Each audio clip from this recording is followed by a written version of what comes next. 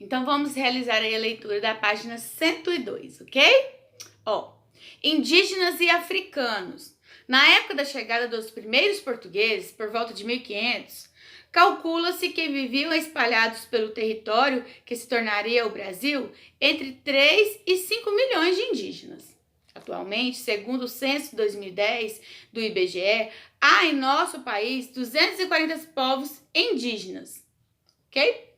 Com mais ou menos aí 896.917 pessoas, o que corresponde a aproximadamente 0,47% da população total do país.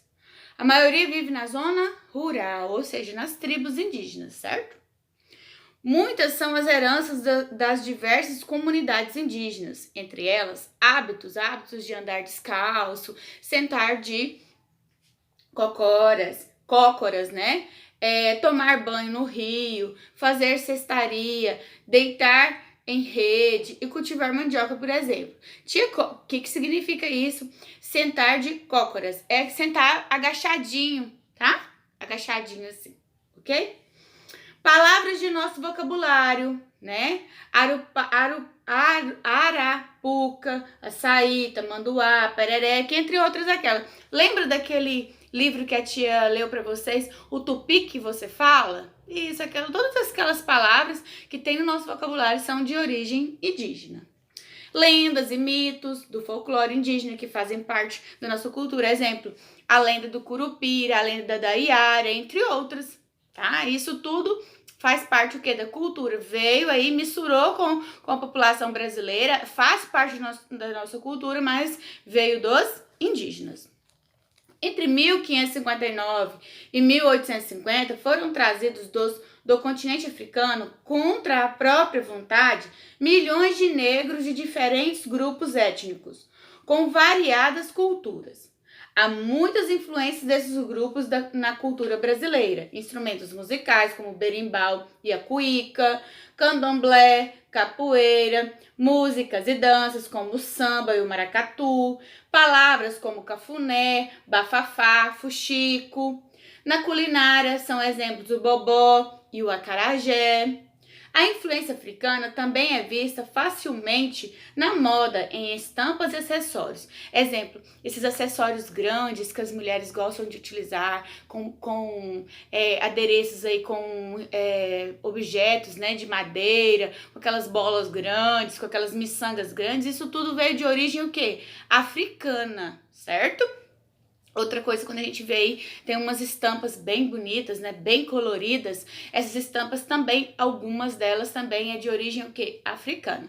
Quando fala aqui que os negros vieram contra a vontade, foi na época aí que os portugueses não conseguiam mais e os indígenas também não aceitavam ser, né, escravizados. Então os portugueses viram que não tinha mão de obra, não tinha como eles, vamos supor, explorar tudo que tinha nas terras que hoje formam o Brasil. Então, o que eles fizeram? Nessa época, eles foram na África, né, e compraram e às vezes até roubaram vários escravos aí e trouxeram para o Brasil para trabalhar nas lavouras, em tudo aí que eles tinham aqui preparado, né? Primeiro eles começaram aí, a gente observa aí que primeiro eles começaram a trabalhar, né, no cultivo da cana-de-açúcar, depois eles começaram a trabalhar também na exploração, no processo de mineração, minerando ouro, pedras preciosas, e depois aí eles também trabalhavam nas lavouras de algodão, né, e só depois aí do século XIX, eles também começaram a trabalhar aí nas plantações de café, certo? E eles eram trazidos em navios, né, que é os navios negreiros, que é o tráfico, né, que tinha. Eles eram vendados, tampavam os olhos dos escravos, eram trazidos cerca aí de 400 homens e mulheres misturados aí no porão dos navios.